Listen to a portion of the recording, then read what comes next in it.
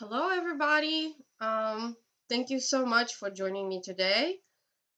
Um, I am just going to quickly check the connection, make sure everything is working out just fine, and that you can hear me. Please let me know in the chat if you feel like it, that you can hear me and see me well today. And um, yeah, let me know if you are. Uh, oh, wonderful. I can see that you can hear me and see me because I already see some of the comments in the chat, which I really appreciate. Hi, Jaleel. Thank you so much for joining us today. If there is anything, any particular artist that you are interested in hearing about, let me know as well. Um, I might not cover all of them today in this presentation, but this is one of several presentations that I plan on the topic of Russian art because the Russian art has quite a long history and it's impossible to cover everything in 1 hour. So I plan at least two talks on Russian art today. And awesome, I see more comments in the chat. This is wonderful. Glad that you can hear and see me well. Before we begin, I wanted to tell you a little bit about how I plan to organize this talk and the next talks on Russian art that we're going to have. I wanted to say that I plan to do it chronologically, so we're going to start with the oldest pieces and eventually finish with the newest pieces. But it doesn't mean that I'm going to cover all of the history of Russian art.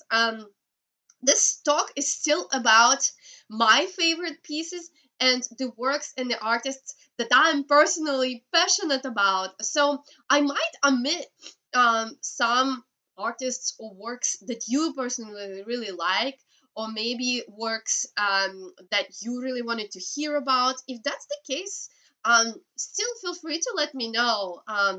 And as I said, there will be future talks on Russian art as well, and I definitely will cover that too, or at least I'll look into it or explain myself why I chose not to cover a particular work. And you will notice today that I will be making some big jumps even as I give you my talk today because you know. As you will learn, Russian art went through several learning curves, and there were periods in Russian art when we were just learning and trying to adjust the way that art worked in the country. And there were whole periods where nothing particularly memorable was created. So another thing I wanted to say is that today in our talk, we will be jumping back and forth between two museums that have the best exhibits of Russian art.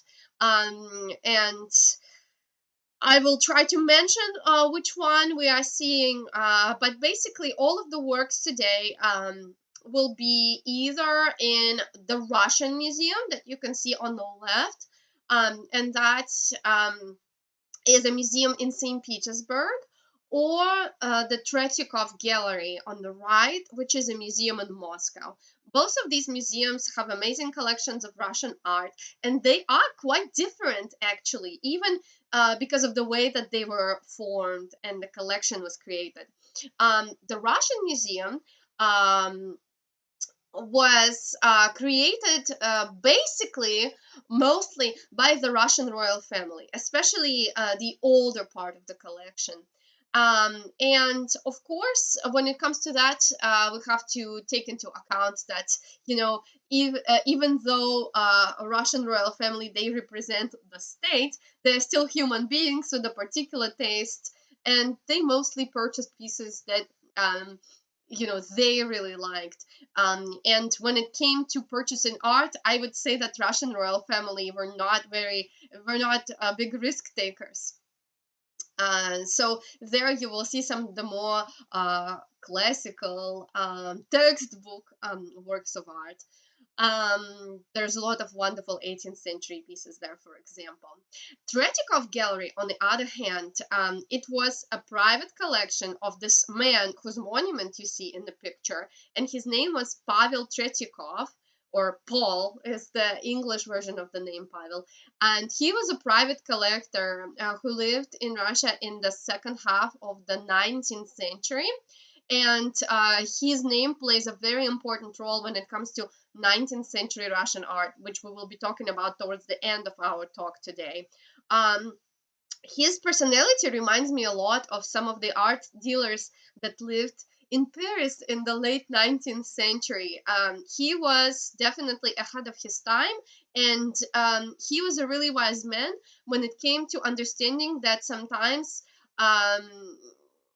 he had to overcome his personal views on what good art is, and just try to trust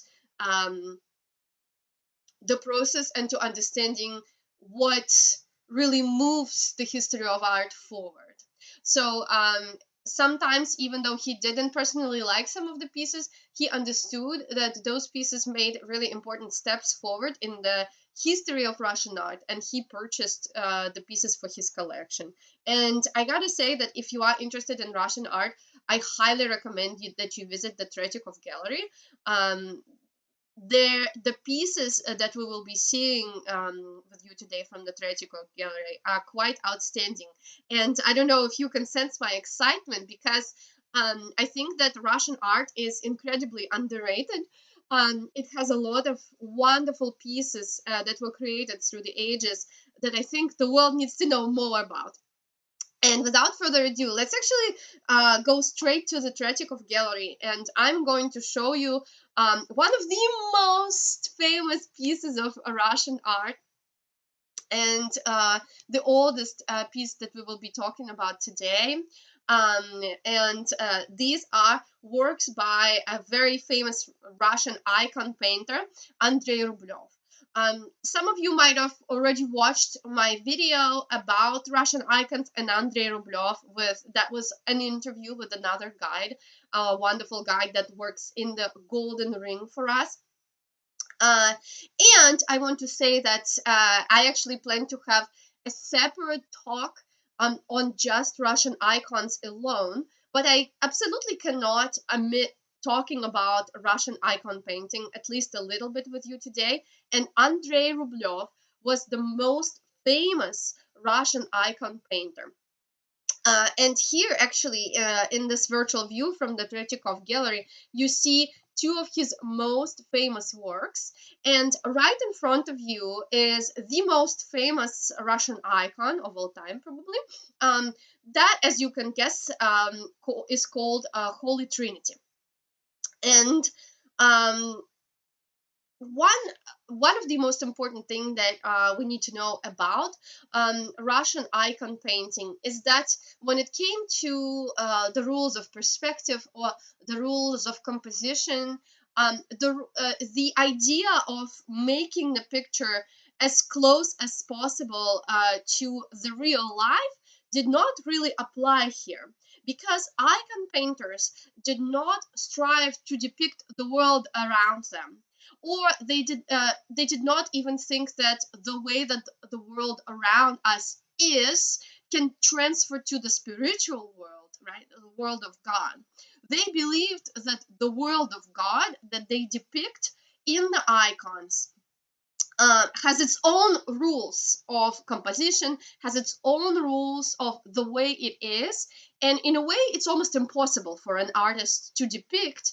And the only thing an artist can really do is try to convey the feeling, and most of all, it is the feeling of adoration that people that come to the church should experience when having their own, personal experience with the icon. And that's why, for example, one of the rules of perspective, that the things that are further away should be smaller and the things that are closer should be bigger, doesn't apply to icons. And that's just one of the rules, right? um, in icons, the things that are most important are always bigger, and things that are less important are smaller. And what we can see here is, again, the Holy Trinity. It's the Father and the Son and the Holy Spirit. And you might notice that Andrei Rublev depicts all the three figures very similar in size. And there is a reason for it, because it is pretty much impossible, and art historians argue to this day, to tell which of these three characters, which character in the Holy Trinity is where. There is a lot of symbolism in the characters, and behind each character you can see, for example, there's a mountain, there's a tree, and a house. And so that could play a certain role into explaining what they could be. The certain colors that they are wearing also could play a role in the symbolism. But I think the most popular theory about trying to explain which of the characters are which says that the person in the center is the sun. And the reason why people explain it that way is because of the composition of the icon. If you try to trace the line, and the lines, are extremely important here because of just how few details there are. If you try to trace the line from the head of the angel on the left down into the angel's feet, and then up again from the foot to the head of the other angel, you can notice that these lines create the shape of a chalice. In order to emphasize the shape of the chalice, we also see a chalice here in the center of the table with something red in the middle of the chalice. This could be wine, of course, but at the same time, right, this could be the blood of Christ. And that way, us knowing that God sacrificed his son makes us think that the person in the center of the chalice, in a way, the character in the Holy Trinity that is being sacrificed is their son in the center. Oops. Here we go. I apologize. And that is just part of the very complicated and very interesting symbolism that Andrei Rublev tries to create here. I also want to emphasize the beautiful colors that he uses in his icons, and you can see it here. The beautiful sky blue here, the scarlet red, wonderful scarlet red, this olive green, and to me personally, above all, is this transparent robe that the angel on the left is wearing. I think it's quite incredible. If you are interested in cinema, you probably have heard of the movie Andrei Rublev by Tarkovsky, and one of the probably the most interesting details that stand out in this film is that the whole film is done in black and white. And the film is about the world in which Andrei Rublev lived at the time. And at the very end, after seeing this world of black and white for 2 hours prior, all of a sudden he puts these really beautiful and bright icons that are created by Andrei Rublev, and that creates, I think, a wonderful impression and helps us understand what these beautiful and bright icons could be to the people of that time. The life was quite gray and grim. It was pretty much medieval times in Russia at that time. And these icons, with their bright colors, certainly could create this feeling of adoration that I was talking about. Really quickly, I also want to show you this beautiful part of an icon wall. It's only one of the tiers of the icon wall. Those of you who have seen my tours before probably have heard that in the Russian Orthodox Church we have this wall with icons that separates the space, you know, where the congregation stands, and then the space behind it. And in the traditional Russian iconostasis, there are multiple tiers, and this tier is called the Jesus tier. So it's Jesus and the people closest to him. You can see Virgin Mary, John the Baptist over here, and yes, again, the colors are quite remarkable, but I also want to draw your attention to just the lines that Andrei Rublev creates in his icons. Again, these are not supposed to be people like you and I. These are supposed to be the characters that inhabit this divine space. And I believe that this is part of the reason why Andrei Rublev really elongates their bodies. And especially, I think, in this John the Baptist, it's almost like a leaf, just such a harmonious, beautiful shape. So, though Andrei Rublev is no doubt the most outstanding Russian icon painter, I have to say that icon painting in general dominated Russian art up until early 18th century. You know, Russia was a deeply religious society, and it was believed that artists should work either for the good of the church and decorate churches and paint icons, or you know, another small thing they could do is possibly serve the czar and decorate, you know, the palaces and the rooms. So there was not a lot of room for creativity for the artists of the time, and just not a lot of different subjects. And it all changed in the early 18th century, of course, with the arrival of Peter the Great. Peter the Great changed the course of Russian history and worked really hard to make Russia a European country. And he invited European artists and art teachers to Russia, and started, you know, slowly but surely changing the whole art tradition in the country. One of the most wonderful things that he did was create the schools of art. His daughter, Empress Elizabeth, started the Academy of Fine Arts. But mostly I'd say that the 18th century in Russia was the period of learning. That's when we learned a lot about what kind of art is created in Europe and tried to make our own.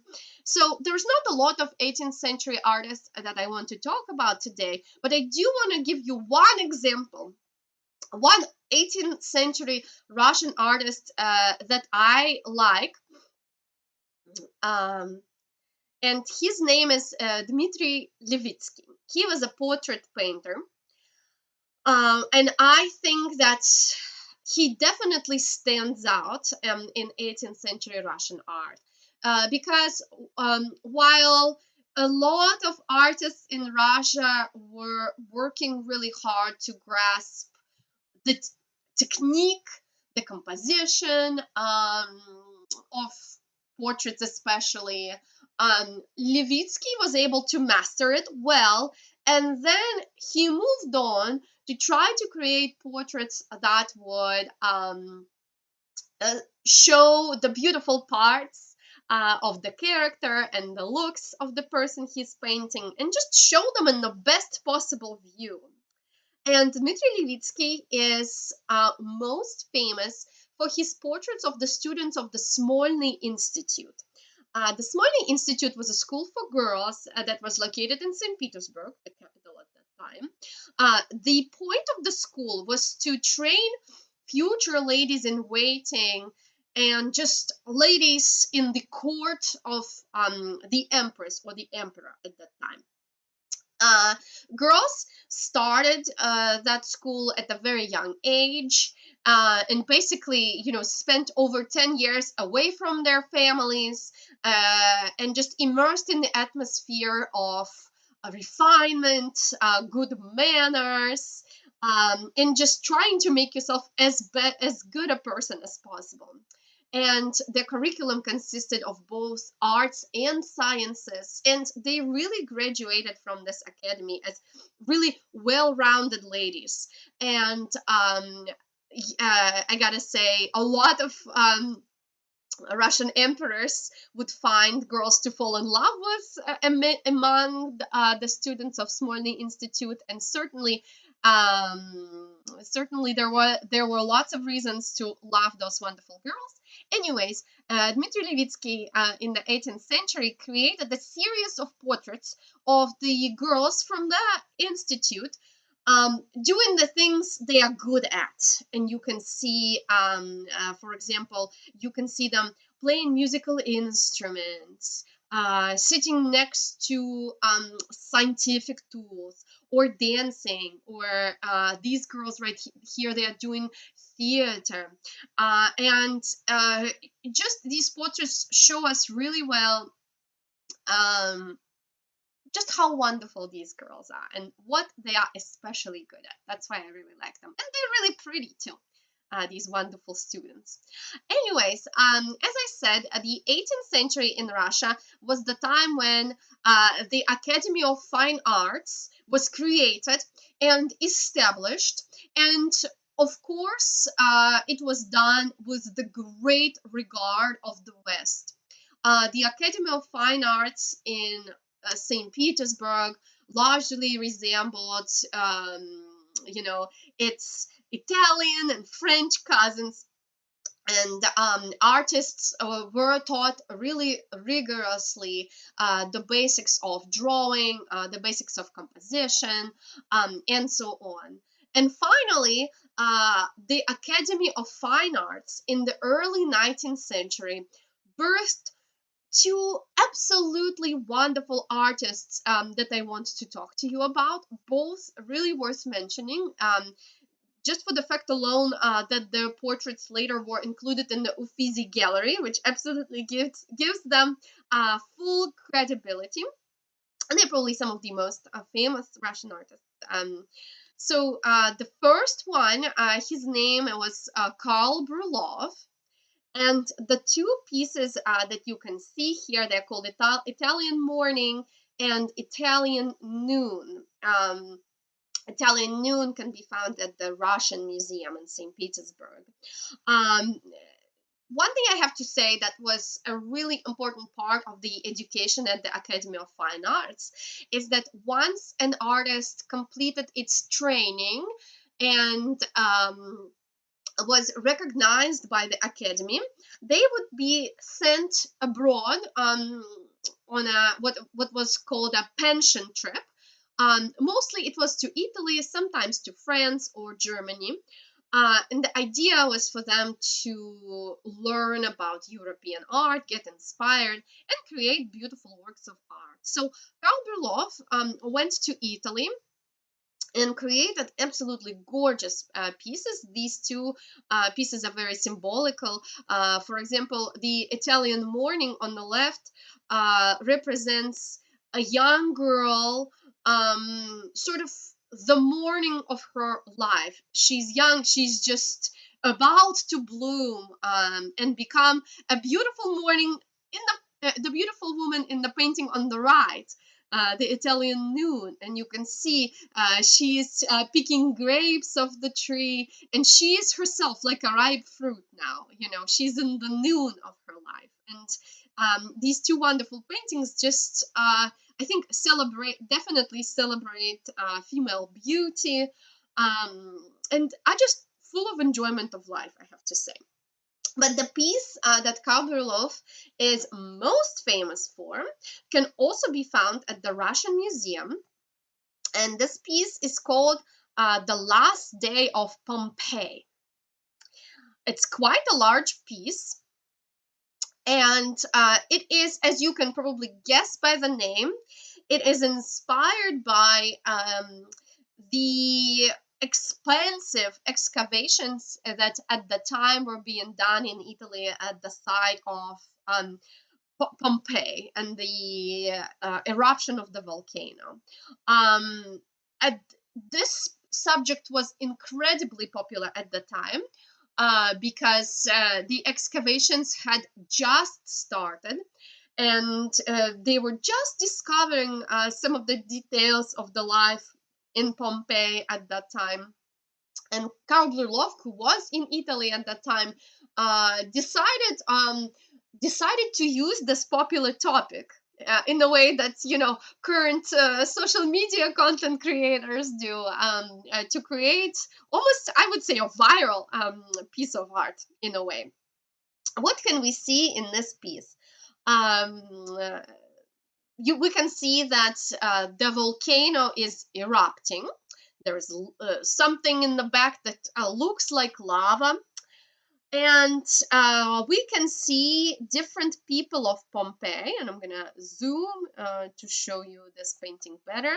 Different citizens of Pompeii, and how they are all behaving at the site of the volcano eruptions. Basically, they are all saving something.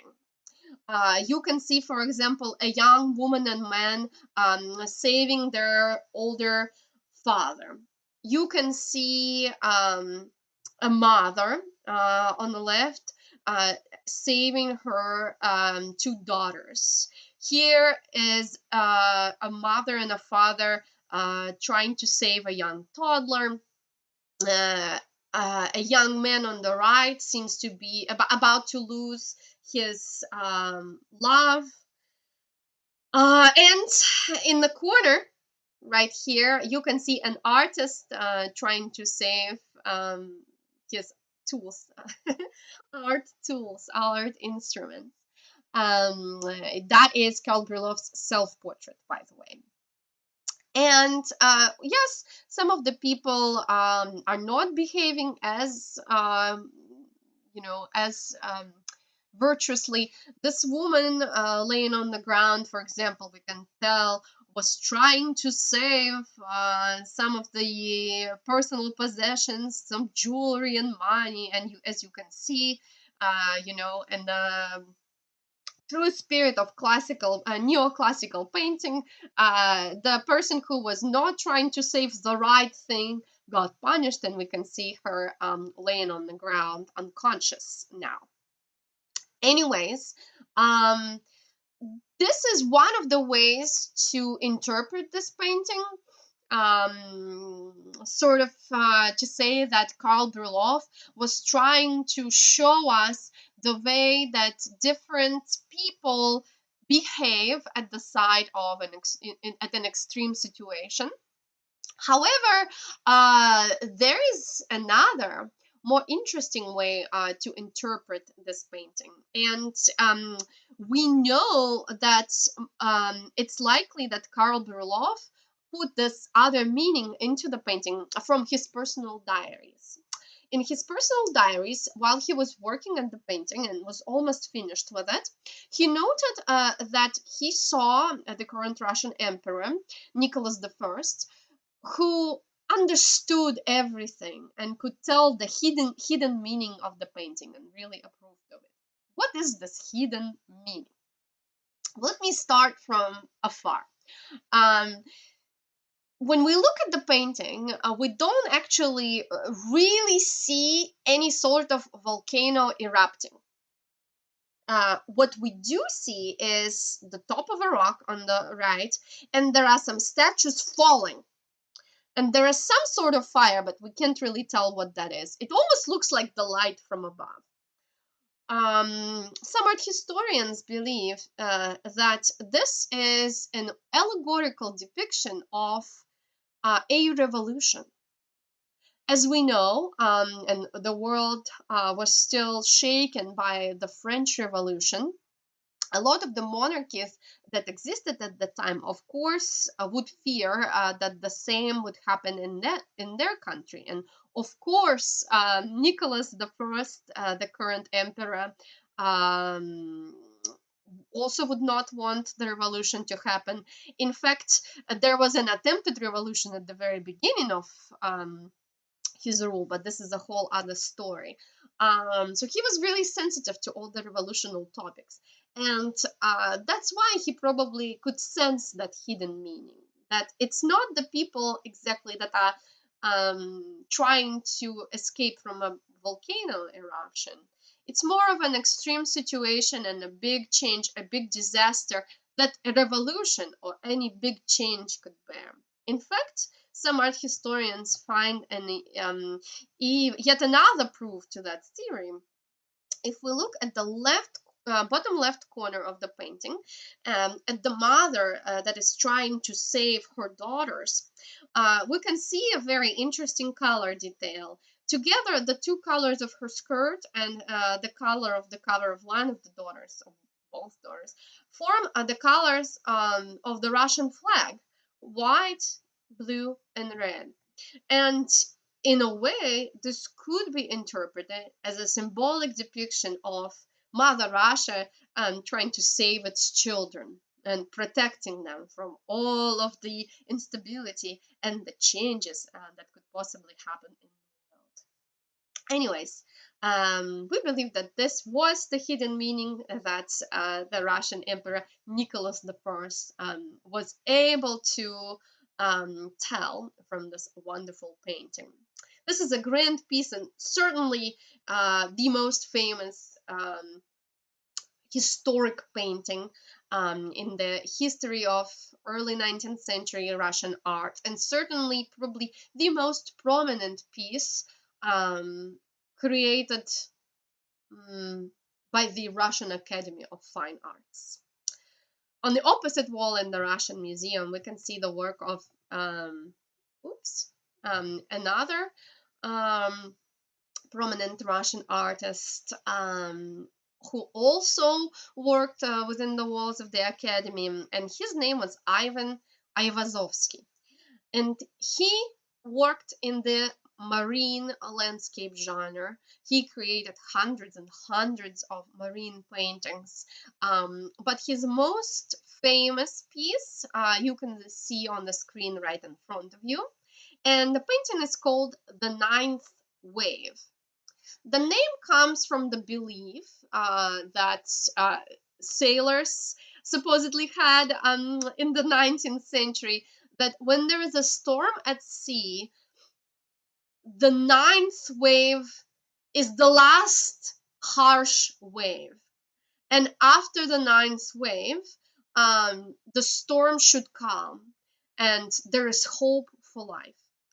And it's widely believed that this is what Aivazovsky is trying to depict in this painting.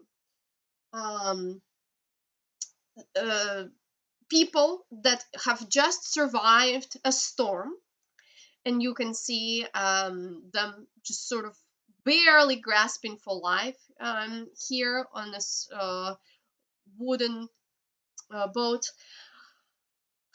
The ninth wave sort of just passing by them, and the sun rising on the horizon, symbolizing that there is still hope for them. I absolutely love that you are asking me questions in the chat, and I got a question about where the piece is displayed. Both the ninth wave and the last day of Pompeii, which you can see on the opposite wall right there, they are displayed at the Russian Museum in St. Petersburg. You can find them there.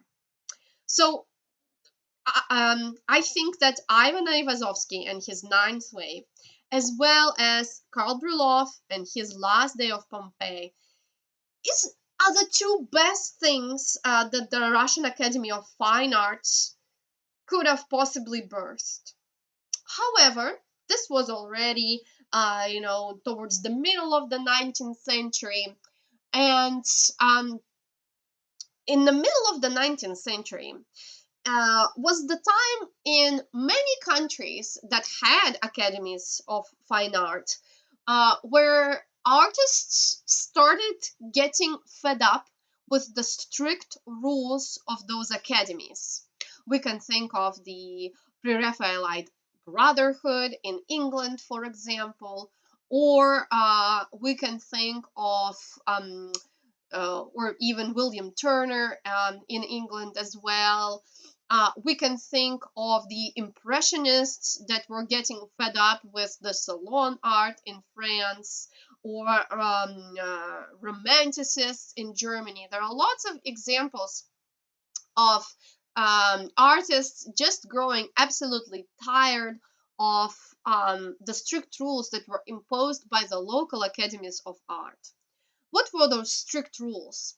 Well, to begin with, the paintings created within the walls of the academy, and especially when it came to historic paintings, which were considered the highest genre, had to be based on particular topics. Normally, either stories from the Bible or stories from ancient mythology or very, very ancient history, like in the case of the Last Day of Pompeii. And when it came to genres themselves, there were also really strict rules of composition and rules of aesthetics in a way. It was really clear what was beautiful and what was the right way to depict beautiful things. For example, depicting Jesus or depicting heroes in the ancient history had to be a certain way. And naturally, Russia was no exception. We also had artists that got fed up with these rules, and our revolutionary movement in Russia was called the itinerants. Let me show you a picture of the itinerants here. Another name of the itinerants is the wanderers. The itinerants, they were the students of the Academy of Fine Arts. That, like a lot of many other artists all around Europe at that time, believed that, first of all, the world around them, the reality they lived in, and the history of their country and the culture of their country was worth depicting and was a good enough subject for paintings, especially historic paintings. And they wanted to depict either the people around them or the views, the nature around them. And of course, they wanted to create, and be inspired by stories from Russian history, Russian folklore.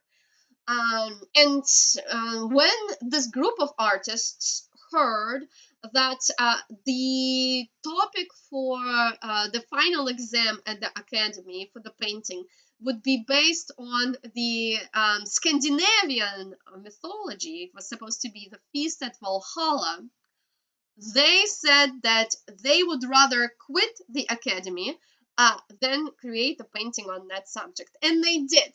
A whole group of artists that were really well recognized at the academy and were, moving on to being invited to teach there and get their pension to go abroad, just plain old quit right before their final exam. And it was already mid 19th century, second half of the 19th century. There were some socialist ideas floating in the air, and these artists, they had this wonderful idea to create a commune of artists.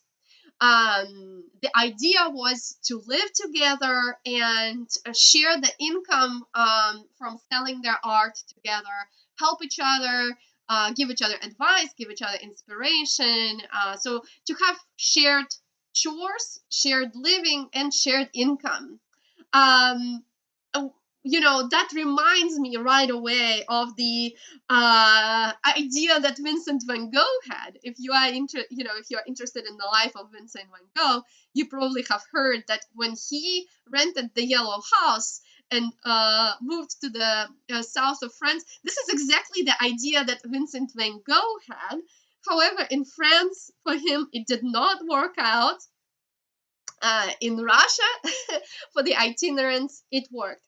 At least it worked for a little bit. And eventually, living together was not did not end up being a good idea for them, and the original way that they imagined the commune did not really work out.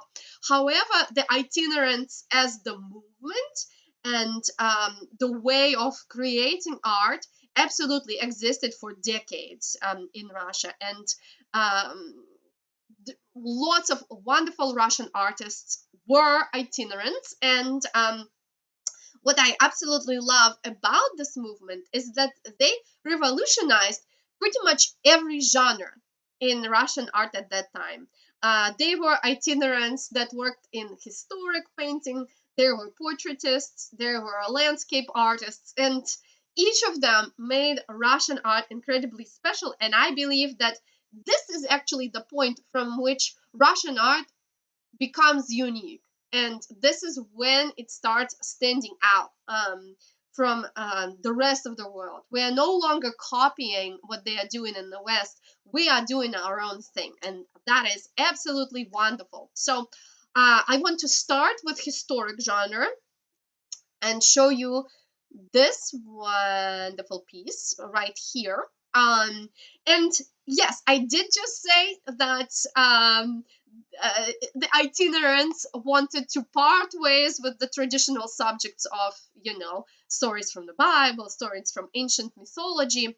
But this is not exactly the case. They still were greatly inspired by these stories, especially stories from the Bible, because in Russian society at that time, religion was an incredibly popular subject. For example, the writers Tolstoy and Dostoevsky wanted to, contemplate on the subjects of religion, and of course, the artists were doing it too.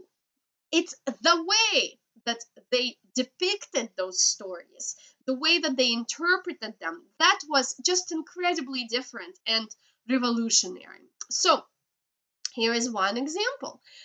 You can see this painting is called Christ in the Wilderness by the artist whose name is Ivan Kramskoy. And actually, Ivan Kramskoy was the mastermind and the creator of the itinerants movement. He was the main itinerant. And so he created this piece, Christ in the Wilderness, and it is, of course, inspired by the story when Christ went into the desert and he got tempted, and this is what Kramskoy depicts here. At the very center of the painting, we can see Jesus Christ, and the way Kramskoy depicted Jesus was just so incredibly different from what the public at the time was used to. That's the art critics of the time called Kramskoy absolutely blasphemous, because in this painting, Kramskoy depicts Jesus as a real person who is thinking about something important. Certainly, this is a highly virtuous person. Yet, even depicting him in deep thought that even could have a possible idea of any sort of doubt was absolutely unheard of. And this is what Kramskoy got criticized for. This, by the way, is the Tretyakov gallery. I started saying in the beginning of our conversation that the collector Pavel Tretyakov was the one that could really see, what kind of art is good art. And he was the one who really saw the itinerants and realized that they're going to be very important in the history of Russian art. And he collected a lot of works by the itinerants. The composition of the painting is quite interesting too. Please notice even the format of the painting. It's not a rectangle, it's a square. Originally, Kramskoy wanted it to be a rectangle, a narrow rectangle, but he realized that that kind of format does not allow him to fully depict the desert around Christ. while it was really important for him to show that contrast between the figure of Jesus Christ and this empty, cold desert around him. And cold also is very important. Um, Jesus Christ is at the very center of the painting, and he divides it also into two spaces, two kind of worlds. In the bottom, we can see the cold, lifeless desert under him. But above him, in the other half of the painting, we can see the sunrise, which of course is the symbol of hope that is rising. I think that this painting is just so wonderful. And while this is a great example of a new look at the story from the Bible, let me show you an even more revolutionary one. A painting that even, I think, within the Russian viewers is not that well known. I absolutely love this painting. It's called Calvary by the artist Nikolai Ge. And look at this. Can you imagine this for the second half of the 19th century? This is like nothing that was ever painted before. This painting is also in the Tarakanova gallery, by the way. Talk about, being a revolutionary artist. When I look at this piece, it makes me think of expressionism and the famous painting The Scream, right? It's almost like the scream here in the center of the painting. Most of the details of Calvary itself are omitted. We don't see the cross, we don't see the mountain. All we see is the three people with Jesus Christ at the center and just the finger that points at possibly the cross. The composition of the painting is quite interesting, and because we don't see the soldier pointing at the cross and we see Jesus and the other people right in front of us, it almost creates the impression that we are among the crowd watching Christ suffering, and I think that creates an absolutely profound impression. This painting was not at all accepted, as you can imagine, at the time of its creation, but it just incredibly ahead of its time. As I was saying, the Russian artists of the time did not just have a new look on the traditional stories from, say, biblical history or ancient history. They also wanted to look back at our Russian history and create pieces that represented, Russian history, Russian culture. And one of the most famous paintings based on the Russian history was created by the Russian artist Ilya Repin. This is also Tarakanova gallery. And the painting is called Ivan the Terrible and his son Ivan. What can we see here in the painting? We can see that Ivan the Terrible has just killed his son, and now he is just nervously holding his son, realizing what he has just done. You may ask me, what? Did Ivan the Terrible kill his own son? I had no idea. Well, even we to this day don't really know whether Ivan the Terrible killed his own son or not. Probably he didn't, actually. Historians nowadays, have been able to look at some historic documents, and it's widely believed that Ivan the Terrible's son died of a disease. But there were rumors, and Ilya Repin got inspired from some documents and some rumors that that's what Ivan the Terrible could have possibly done. But it doesn't matter, right? This is just a completely new art. The art that doesn't just, depict the beautiful and the dramatic and the heroic. It depicts the opposite. In fact, I want to show you the even closer up the face of Ivan the Terrible holding his own son, so that you can see the terror in his face. Can you imagine a monarch to be depicted that way in the second half of the 19th century? This was just absolutely unheard of at that time. And Ivan the Terrible and his son Ivan officially became the first painting by a Russian artist that was forbidden to be displayed.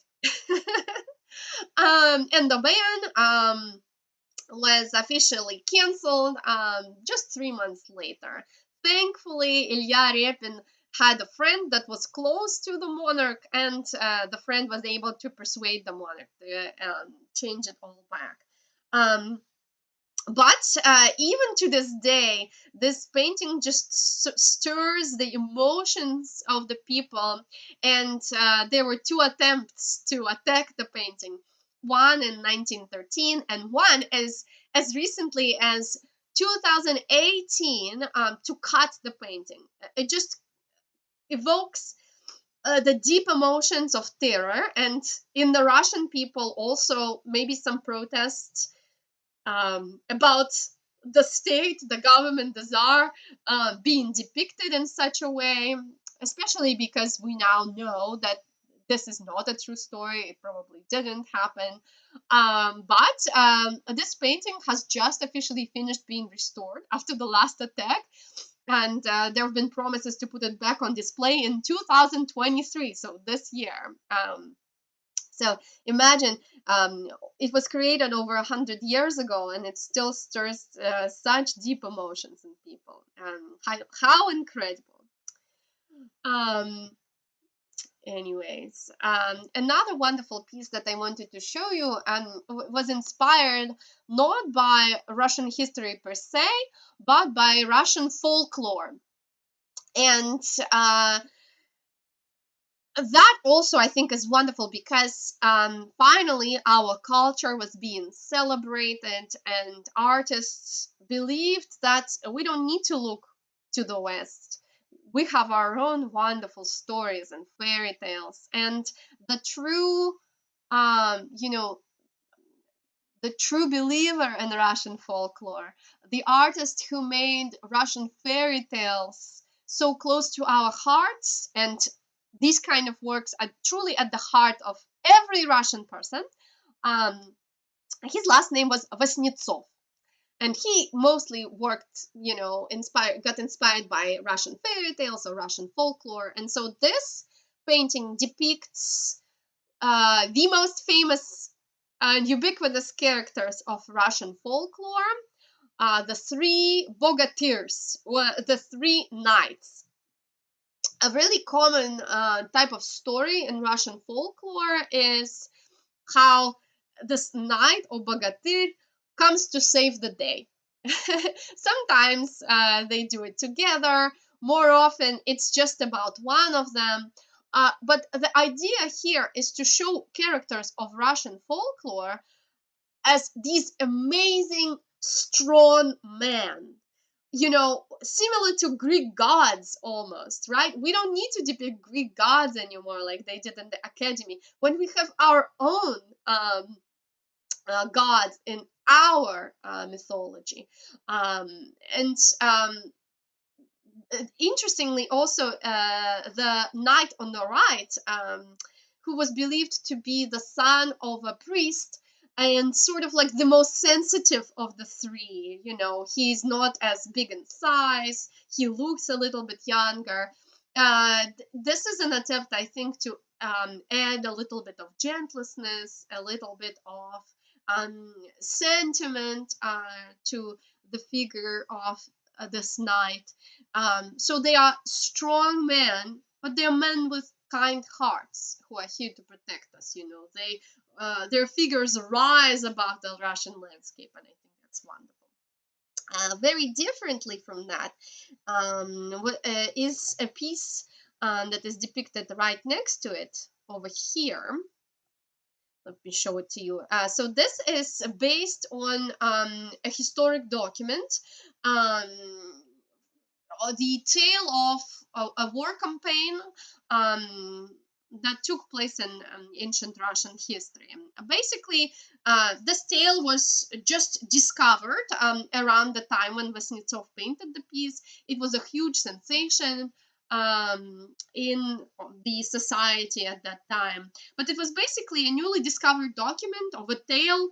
It was written really poetically. It was almost like the Odyssey of Russia at that time, of this Prince Igor and his troop went to fight the enemy tribe, and they got captured. Then Igor's wife was praying to the forces of nature for her husband to be rescued, and eventually he comes back.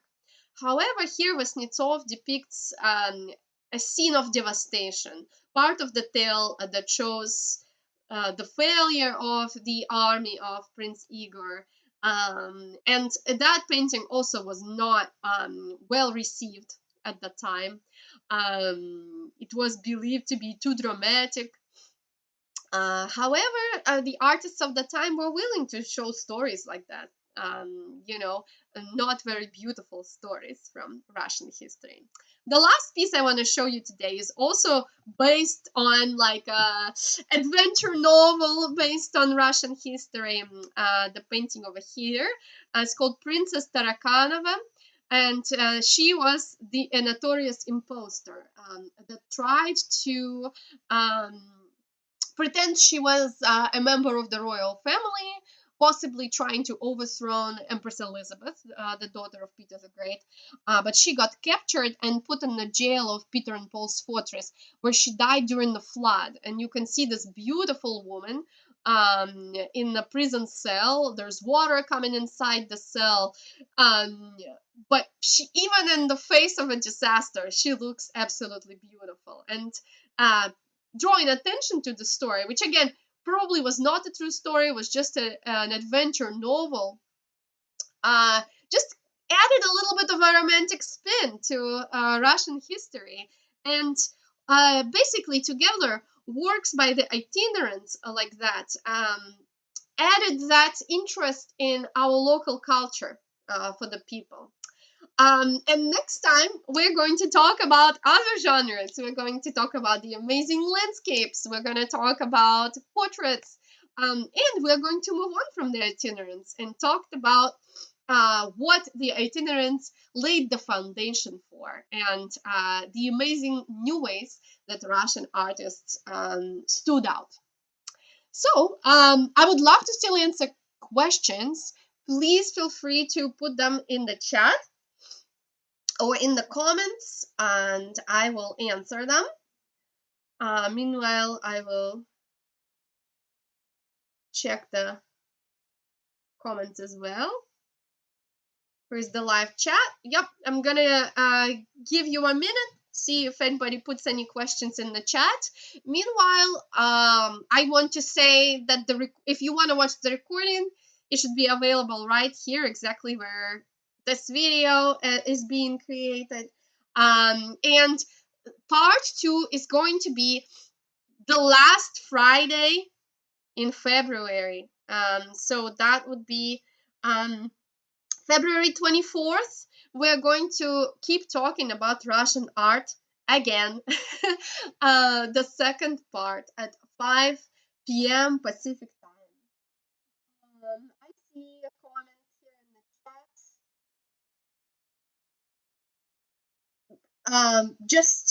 This was not really a question, just